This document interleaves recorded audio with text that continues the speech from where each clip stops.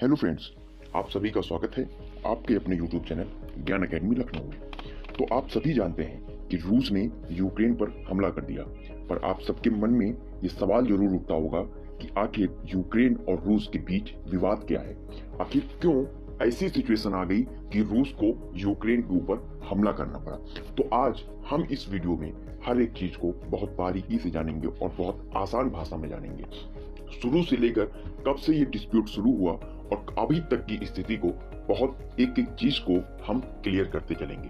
तो सबसे पहले जब बात होती है यूक्रेन और रूस की, तो हम सबसे पहले ये जानते हैं कि आखिर यूक्रेन और रूस वर्ल्ड में कहां पर स्टैंड करते हैं, यानी कि वर्ल्ड मैप में इनकी स्थिति क्या है। तो भौगोलिक स्थिति को इनकी जानते हैं। तो सबसे पहले वर्ल्ड मैप में चलते हैं और वर्ल्ड मैप में हम देखते हैं कि रूस और यूक्रेन कहां पर है। तो आप देख पा रहे होंगे कि ये जो बड़ा सा देश दिख रहा है ये रसिया है और ये जो आपको छोटा सा देश दिख रहा है ये यूक्रेन है। अब आप ये भी सोच रहे होंगे कि ये दोनों देश किस महाद्वीप का हिस्सा है। तो आपको मैं बता दूं कि यूक्रेन यूरोप महाद्वीप का हिस्सा है और रसिया का आधा हिस्सा यानी कि इसके इस पार का हिस्सा ये तो यूरोप में आता है, लेकिन इधर का हिस्सा ये एशिया में आता है। तो ये कहने का मतलब कि रसिया का आधा हिस्सा एशिया में आता है, इधर का हिस्सा एशिया में और इधर का यूरोप में, और यूक्रेन पूरी तरह से यूरोप का हिस्सा है। तो हमने इसकी भौगोलिक स्थिति जान ली। तो अब हम जानते हैं कि आखिर ये कारण क्या है। तो आपको छोटी सी नॉलेज देना चाहते हैं कि रसिया और यूक्रेन आपस में बॉर्डर साझा करते हैं। ये दोनों देश आपस में बॉर्डर साझा करते हैं और पिछले 1.5-2-3 महीने से यहीं पर रसिया ने अपनी करीब 1 से 1.5 लाख सेना को यहीं पर तैनात कर रखा था और आज 2 दिन से यूक्रेन के ऊपर रसिया ने हमला कर दिया। तो आप सब ये सोच रहे होंगे कि आखिर इतनी स्थिति कैसे बन गई, ऐसा क्या हो गया कि ऐसी सिचुएशन आ गई कि हमला करना पड़ गया। तो आपको इसका सीधा सा जवाब दे दें कि रूस चाहता है कि यूक्रेन को नाटो का सदस्य न बनने पाए। यूक्रेन जो है वो नाटो जो देश हैं उनका सदस्य ना बनने पाए। तो अब आप ये सोच रहे होंगे कि आखिर ये नाटो क्या है। तो आपको बता दें कि नाटो एक ऐसा सैन्य समूह है जिसमें अमेरिका, कनाडा, ब्रिटेन और फ्रांस जैसे 12 देश शुरू में शामिल हुए थे और अब ये देश टोटल कुल मिलाकर 30 हो चुके हैं। अब रूस के सामने यह चुनौती है कि उसके कुछ पड़ोसी देश पहले ही नाटो में शामिल हो चुके हैं। अब इसमें एस्टोनिया, लातविया जैसे देश भी शामिल हैं जो पहले सोवियत संघ का हिस्सा हुआ करते थे। अब अगर यूक्रेन भी नाटो का हिस्सा बन जाएगा तो रूस हर तरफ से दुश्मन देशों से घिर जाएगा और जब रूस चारों तरफ से दुश्मन देशों से घिर जाएगा तो उसके लिए ये एक अच्छा संकेत नहीं होगा। और भविष्य में अगर रूस कभी भी यूक्रेन पर हमला करना चाहेगा तो वो सभी देश समझौते के तहत रूस के ऊपर हमला कर देंगे। तो ये कारण है कि रूस नहीं चाहता कि यूक्रेन को नाटो की सदस्यता मिले और नाटो का फुल फॉर्म होता है नॉर्थ अटलांटिक ट्रीटी ऑर्गेनाइजेशन। इस नाटो के बारे में हम आगे और जानकारी लेंगे, अभी फिलहाल के लिए इतना जान लेते हैं। हमने ये जान लिया कि अगर नाटो का सदस्य बन गया तो रूस को क्या नुकसान होने वाले हैं। तो आपको बता दें कि हमने ये सब चीजें जान ली, लेकिन सच बात ये है कि ये लड़ाई सिर्फ यूएसए यानी कि रसिया और यूक्रेन की नहीं, बल्कि ये लड़ाई कहीं ना कहीं रसिया और यूएसए की भी है। तो अब आप सोच रहे होंगे कि यहाँ पर यूएसए का नाम क्यों आ रहा है। तो इसके लिए हम आपको थोड़ा सा पीछे की तरफ ले चलते हैं, यानी कि पीछे टाइम पे ले चलते हैं जब वर्ल्ड वॉर हुआ था। तो आपको हम पीछे ले चलते हैं और उसके बारे में पूरी जानकारी देते हैं कि आखिर ये सिचुएशन पैदा ही क्यों हुई। तो हम शुरू से शुरू करते हैं। एक वो समय था जब यूएसएसआर एक संगठन हुआ करता था। वर्ल्ड वॉर 2 जब हुआ, यानी कि वर्ल्ड वॉर 2 जब हुआ तो वो हमारा कब हुआ वर्ल्ड वॉर 2 हमारा 1939 से 1945 तक हुआ। तो वर्ल्ड वॉर 2 जब हुआ तो उसमें जो विजयी राज्य थे, यानी कि जो जीतने वाले राज्य थे, राष्ट्र थे, उसमें से यूएसएसआर, यूएसए, ब्रिटेन और फ्रांस जैसे देश थे। लेकिन बात सिर्फ ये थी कि सब कुछ ठीक ठाक चल रहा था, जीतने के बावजूद भी यूएसएसआर, यूएसए, ब्रिटेन और फ्रांस, ये सब में आपस में एकता नहीं थी। उसका मेन कारण यह था कि यूएसएसआर साम्यवादी विचारधारा का था और यूएसए, ब्रिटेन और फ्रांस, ये तीनों देश पूंजीवादी विचारधारा के थे। तो कहने का मतलब ये कि यूएसए, ब्रिटेन और फ्रांस, ये तीनों यूएसएसआर को पसंद नहीं करते थे, क्योंकि उस समय यूएसएसआर अपने आप में एक बड़ी पावर के नाम से जाना जाता था।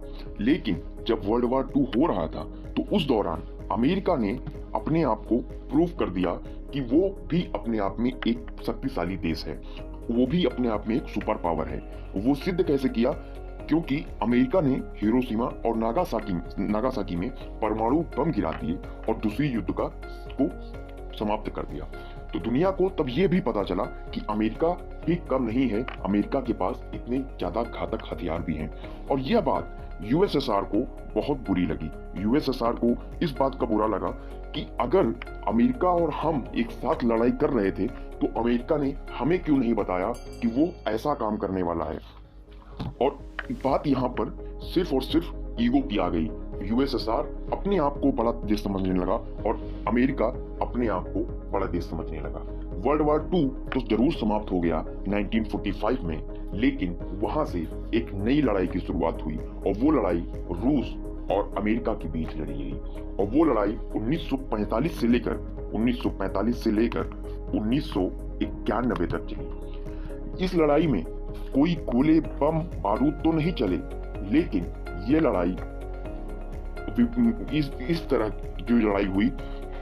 विभिन्न देशों, इन दोनों देशों ने अपने लोगों को विभिन्न देशों में लड़वाना शुरू कर दिया और इस लड़ाई को शीत युद्ध का नाम दिया गया, यानी कि कोल्ड वार का नाम दिया गया। कोल्ड वार का नाम दिया गया। कोल्ड वार का नाम दिया गया। जब यह कोल्ड वार चल रहा था तो अमेरिका ये जानता था कि यूएसएसआर अपने आप में एक बड़ी पावर है और उसको ये भी पता था कि वर्ल्ड वार की वजह से बहुत सारे ऐसे देश हैं जिन्होंने अपनी काफी पूंजी को व्यय कर दिया, यानी कि खत्म कर दिया। तो अमेरिका ने वहां पर एक चाल चली। अमेरिका ने सन 1949 में नाटो का संगठन किया। नाटो यानी नॉर्थ अटलांटिक ट्रीटी ऑर्गेनाइजेशन का निर्माण किया और उसमें अमेरिका ने कहा कि जो 12 देश हैं ये सब मिलकर एक गुट बनाते हैं। और ये गुट किस लिए बना? इस गुट का मेन उद्देश्य था यूएसएसआर जैसी शक्तिशाली देशों के सामने अपने आप को स्टैंड कर पाना। और साथ ही साथ अमेरिका ने उन 12 देशों को आश्वासन भी दिया कि हम आपके साथ हम बिजनेस करेंगे और आपने जो हम अपनी अर्थव्यवस्था का जो लॉस किया है उसको हम फिर से डेवलप करेंगे। यह बात यूएसएसआर को समझ नहीं आई और उसने साम्यवादी विचारधारा के देशों का एक नया संगठन बना लिया। यानी कि कहने का मतलब कि यूएसएसआर की यूएसएसआर एक अलग तरफ हो गया था और अमेरिका 12 देशों को लेकर एक अलग तरफ हो गया था। अमेरिका का जो संगठन था जिसकी लीडरशिप कर रहा था उसका नाम था नाटो और यूएसएसआर जिसकी लीडरशिप कर रहा था उसका नाम था WTO, यानी कि वार्साई ट्रीटी ऑर्गेनाइजेशन। अब आप लोगों के मन में ये जरूर आ रहा होगा कि आखिर भारत किसके साथ था, WTO की तरफ या फिर नाटो की तरफ। तो आपको हम बता दें कि ये वो दौर था जब भारत बहुत गरीब देश हुआ करता था। तो भारत ने ना तो WTO की तरफ जाना उचित समझा और ना ही नाटो की तरफ जाना उचित समझा। तो भारत ने क्या किया? भारत ने एक अपना खुद का संगठन बनाया और उस संगठन को नाम दिया NAM, नॉन अलायंस मूवमेंट, यानी कि गुट निरपेक्ष संगठन। और उस गुट निरपेक्ष संगठन में भारत ने अपने साथ साथ जो नए देश आजाद हुए थे उन सभी देशों को सम्मिलित किया। यह कोल्ड वार सन 1945 से 1991 तक तो चला, लेकिन आखिर में यूएसएसआर को अमेरिका के सामने झुक जाना पड़ा और हुआ यूं कि यूएसएसआर के टुकड़े टुकड़े हो गए, यानी कि यूएसएसआर का विखंडन हो गया और वो विखंडन 15 टुकड़ों में हो गया। यूएसएसआर 1991 में 15 टुकड़ों में बट गया और उन 15 टुकड़ों में एक टुकड़ा यूक्रेन भी था। यानी कि उन 15 जो देश बने, नए देश बने, उनमें से एक नया देश भी था यूक्रेन। ये वाला एक नया देश बना यूक्रेन। यूएसएसआर के बाद विखंडन होने के बाद रूस का नाम दिया गया और यहाँ पर इस देश को रूस का नाम दिया गया। और ये जो 15 देश टुकड़े में बटे थे उनमें थे Russia, Estonia, Latvia, Lithuania, Belarus, Ukraine, Moldova, Georgia और भी बहुत सारे देश जो हमारी नीचे लिस्ट में लिखे हुए हैं। तो जब यूएसएसआर का विखंडन हो गया और रूस एक अलग देश बन गया तो बहुत से देश जो यूएसएसआर से अलग हुए थे वही देश उठकर नाटो में जाकर सम्मिलित हो गए। यानी कि वही देश उठकर नाटो का हिस्सा बन गए। यह बात रसिया को और बुरी लगी, यानी कि रूस को और बुरी लगी कि मेरे अपने ही साथ के लोग आज नाटो की तरफ बढ़ते जा रहे हैं। और हुआ कुछ यूं कि पिछले कुछ दिनों से यानी कुछ सालों से यूक्रेन को अमेरिका बहुत ज्यादा हेल्प देने को तैयार है। यहाँ तक कि अमेरिका यूक्रेन को नाटो की सदस्यता देने के बारे में भी सोच रहा है और वो चाहता है कि यूक्रेन नाटो में सम्मिलित हो जाए और वो उसको आश्वासन देता है अमेरिका कि आप हमारी नाटो में सम्मिलित हो जाएं और हम आपकी पूरी सेफ्टी करेंगे। और आप सभी जान गए हैं कि रूस यह बिल्कुल भी नहीं चाहता कि यूक्रेन नाटो का हिस्सा बने। आपको हम एक चीज बताना चाहते हैं कि यूक्रेन में कुछ प्राकृतिक गैसें हैं जो कि बहुत महत्वपूर्ण है।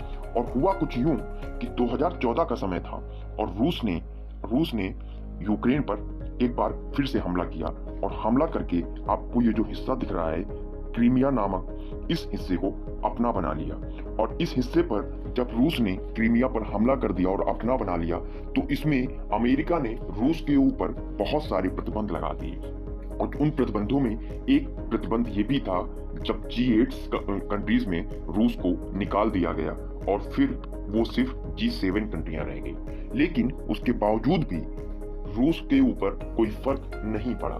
अब हाल ही में अमेरिका यूक्रेन को नाटो की सदस्यता देने के लिए तैयार है, लेकिन रूस चाहता है कि यूक्रेन अमेरिका का नाटो ज्वाइन ना करे, क्योंकि अगर यूक्रेन नाटो ज्वाइन कर लेता है यानी कि नाटो का सदस्य बन जाता है तो रूस अपने चारों तरफ के जो दुश्मन देश हैं वो उन सबके खिलाफ हो जाएगा और वो फिर वर्ल्ड में अपने आप को सुपर पावर नहीं कहला पाएगा और अमेरिका जैसे देश उसके सामने हावी हो जाएंगे। और आपको ये भी बता दें कि यूक्रेन जो है वो एक खनिज का भंडार है। तो आखिर आप जानते हैं कि विवाद का असली विलेन अमेरिका कैसे है। तो यहाँ पर कुछ चीजें लिखी हुई हैं, हम एक बार पढ़ते हैं। रूस और यूक्रेन के विवाद में अमेरिका की अहम भूमिका है।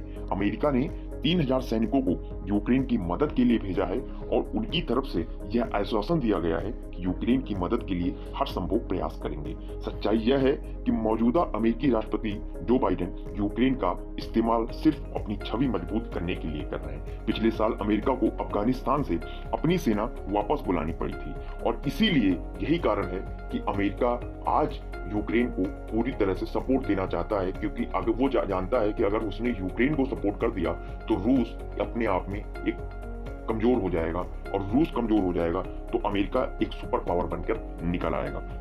तो और भी हमारे सामने मुद्दे हैं, हम उनको भी जानते हैं एक बार कि रूस क्यों नहीं चाहता कि यूक्रेन नाटो देश में शामिल हो। मैंने आप सभी को बता दिया कि रूस इसलिए नहीं चाहता क्योंकि अगर यूक्रेन अगर उसका हिस्सा बन गया तो वो 31 देश मिलकर फिर रूस के ऊपर हमला कर देंगे और रूस फिर जो है फिर कमजोर पड़ जाएगा। इसलिए रूस नहीं चाहता कि यूक्रेन नाटो का हिस्सा बने।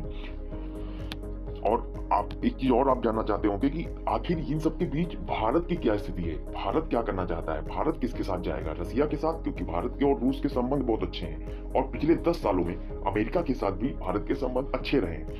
तो अब भारत किसके साथ जाएगा?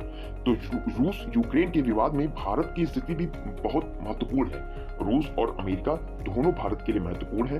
भारत अभी भी अपने 55% हथियार रूस से खरीदता है, जबकि अमेरिका के साथ भारत के संबंध पिछले 10 वर्षों में काफी मजबूत हुए हैं, जिसे देश में यूक्रेन ने सबसे पहले फरवरी 1993 में एशिया में अपना दूतावास खोला है। वह भारत था तब से भारत और यूक्रेन के बीच व्यापारिक, राजनीतिक और राजनीतिक संबंध मजबूत हुए हैं। यानी भारत इनमें से किसी भी देश को परेशान करने का जोखिम नहीं उठा सकता। रूस ने अभी तक भारत सीमा विवाद पर तटस्थ रूप अपनाया है।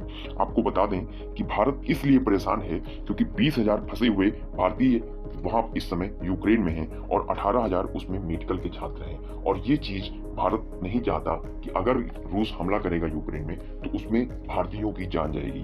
तो अगर आपको बता दें कि ये वीडियो आपको कैसा लगा, अगर आपको ये जानकारी सही लगी तो आप हमारे चैनल को सब्सक्राइब कर सकते हैं और लाइक कर सकते हैं। Thank you so much.